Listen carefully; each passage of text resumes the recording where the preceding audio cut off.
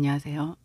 그레입니다. 부부 동반 모임에 참여한 한 커플이 있습니다. 그 남편분은요, 봉사단체에 꾸준히 후원을 하고 있어요. 그래서 그 단체의 연말 행사에 가족 초청 행사로 참석하게 되었습니다. 그날의 그 행사도 후원을 받은 거여서 메뉴가 아주 화려했습니다. 주 메뉴가 랍스타였는데요. 그 남편은 랍스타를 격식 있게 먹는 자리에 참석해 본 적이 없는 거예요. 그래서 일반적으로 개요리 있죠. 우리가 홍게 같은 거 쪄서 먹지 않습니까?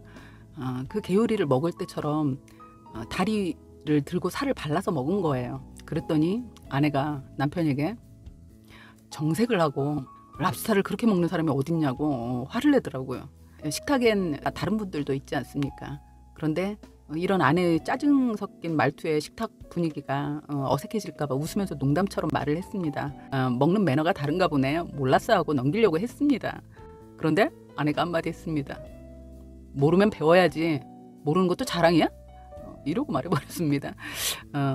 부인의 그 훈계하는 듯한 말투에 같은 테이블에 있던 사람들은 다 당황했죠. 순식간에 분위기는 얼어버렸습니다. 남편분은 얼마나 무안했겠어요. 한마디 더 하고 싶었지만 다른 사람들의 기분을 불편하게 하고 싶지 않으니까 이제 참고 넘기려고 하는 것 같았습니다. 그런데 아내는 이절을 했죠. 모르면 배우면 될 것을 모르는 걸 자랑처럼 이야기하는 사람들을 이해할 수가 없다고. 아내가 잔인하게 말로 난도질을 했습니다. 그러면서도요, 정작 자신은 그 사람들이 그 얼마나 분위기가 쎄합니까? 부부인데. 그러니까 껴들기도 애매하지 않습니까? 그런데 이런 다른 사람들의 불편한 기분을 본인은 못 느끼는 거예요.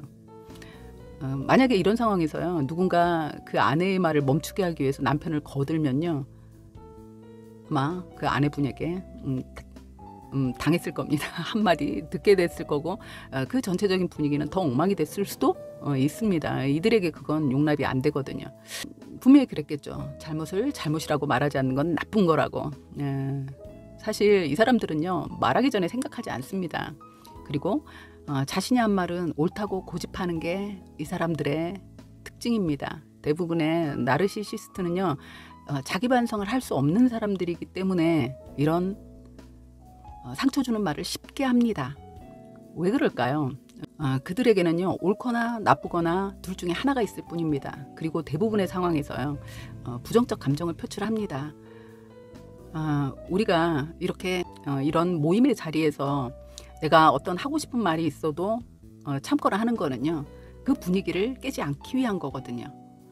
내가 말을 함부로 했을 때 분위기가 깨질 거라는 걸 안다는 건 그런 걸 통찰력이라고 합니다. 자신의 생각과 감정이 다른 사람들한테 어떤 영향을 미치게 될지를 생각하는 거거든요. 이 나르시시스트들은 단순해서 이걸 이해하지 못하는 걸까요? 우둔해 보이죠? 그런데요, 자기애적 기질이 강한 이 사람들의 언행은요, 사실 뭐 우둔하고 영민하고 이 차이가 아닌 것 같습니다. 이 사람들은요, 그러한 생각 자체를 하지 않거나 하지 못합니다. 그게 바로 나르시시즘의 특징이기도 하거든요. 이들이 관계를 보는 방식은요, 매우 피상적이기 때문입니다. 그렇기 때문에 눈앞의 문제를 넘어선 영향력의 파급이라는 거에 대한 인식이 없어요. 내가 이렇게 말을 했을 때 다른 사람들 혹은 나의 대화 상대가 어떻게 느낄지에 대한 관심 혹은 배려 있을 수가 없는 거죠. 자신이 한 말로 상대가 기분이 상하거나 상처를 입을지에 대한 생각을 하지 않습니다. 물론 상대를 상처 입히고 기분을 상하게 하기 위해서 일부러 하는 말도 일부러 그렇게 말을 할 수도 있습니다. 그럴 수도 있죠. 그런데요, 대부분의 나르시시스트들은 상대를 상처 입히겠다는 의도되는 발언이 아니어도 생각 이전에 무의식적으로 말이 먼저 튀어나오는 것일 확률이 높다는 거죠. 무의식적으로 나오는 자기 우월감의 표출입니다. 너보다 내가 잘났지. 그런데 이런 말들은 상대가 모욕감을 느낄 뿐만 아니라 주변에 다른 사람들도 불편하게 만드는 말이죠. 저의 경험인데요. 전 남편이 되실 분의 지인 모임에 간 적이 있었습니다. 업무상 많은 도움을 주고 있는 선배라고 이야기를 했어서 뭐 예의를 갖추는 자리라고 생각을 했고 참석을 했습니다. 그런데 그 선배분이 결혼을 잘했네. 근데 어떻게 만났냐. 두 사람의 접점이 너무 궁금하다고 하는 거예요. 성향이나 이런 게 너무 다를 것 같다고 얘기를 했습니다. 그랬더니 이 사람이 말하더라고요. 글쎄요. 잘한 걸까요? 빛 좋은 개살구일 수 있어요. 그 순간에 갑분싸라고 하죠. 갑자기 분위기가 싸해졌죠. 그랬더니 이제 어떤 한 분이 결점 없는 사람이 어디 있어요? 이러면서 어제 저녁에 싸우셨나 하고 이제 웃으면서 넘기려고 그러고 얘기를 했습니다. 그랬더니 뭐 결점도 결점 나름이죠. 신랑이 그러더라고요. 결점도 결점 나름이죠. 그래서 제가 분위기를 바꾸려고 한마디 했죠. 이 상황을 사람들이 궁금하지 않으면서 잘 넘길 수 있게 아이를 가질 수 없는 게 요즘 저희 부부의 스트레스입니다. 제가 나이가 많아서 아이를 가질 수가 없을 것 같아요. 이렇게 얘기를 해버렸죠. 그리고 나서 이제 화제는 다른 이야기로 넘어갔고요. 물론 그 이후부터는 어떤 그 사람의 업무상 부부 모임이나 이런 데는 제가 따라가지 않죠. 근데 이제 그날 왜 그랬을까 생각을 해봤습니다. 해봤는데 저희가 나이가 많아서 결혼을 하지 않았습니까? 세상 사람들의 호기심의 대상이 돼요. 전 그걸 알거든요. 제가 잘나고 예쁘고 특별한 사람이라서가 아니라 50이 넘도록 비혼으로 살던 사람이 50이 넘어서 결혼을 결심할 만큼 그렇게 사랑을 했는지 어떤 게 결혼을 결심하게 했을까 궁금하죠. 사람들은 그걸 궁금해하는 겁니다. 그래서 물어보는 거예요. 그러다 보니 주인공이 되는 겁니다. 그런데 이 사람은 그걸 못 견디는 거죠. 사람들의 관심, 사람들의 질문이 저한테 집중되는 걸 못 견디는 거예요. 질투하는 거죠. 그래서 빛 좋은 개살구라는 그런 말을 하더라고요. 사이코패스는요. 미안함이나 죄책감을 전혀 느낄 수 없습니다. 왜냐면요. 그들의 뇌에 문제가 있기 때문이에요.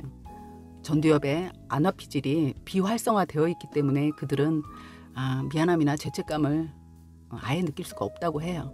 그렇지만요. 나르시시스트는 느끼지 못하지는 않습니다. 보통 사람들은 이런 상황에서요. 미안함과 죄책감을 느끼게 되죠. 자신이 순간적으로 내뱉은 말에 미안함을 느끼고요. 그리고 그런 말을 자기도 모르게 뱉었다는 거에 대해서 죄책감과 수치심을 느낍니다. 그리고 자기 반성을 하죠. 다음에 그런 말을 하지 않기 위해 노력합니다. 그게 보편적인 사람들의 사고고 인지 구조입니다.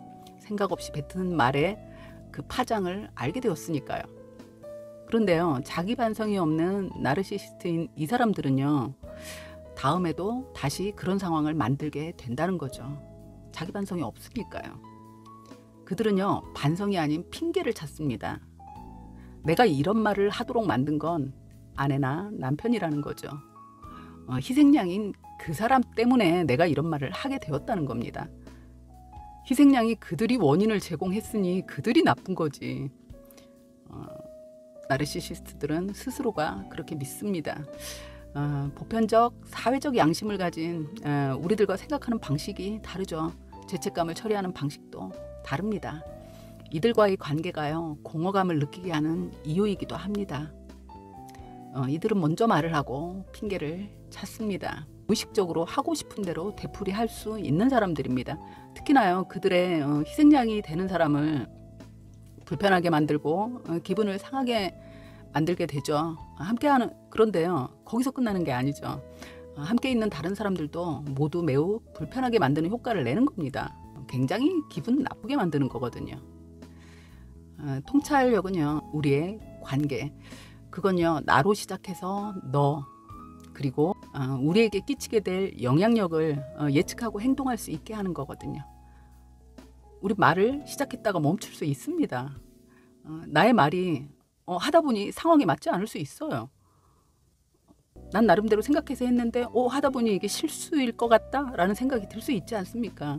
그럴 땐 사과할 수 있습니다. 그리고 멈출 수 있습니다. 그게 우리입니다.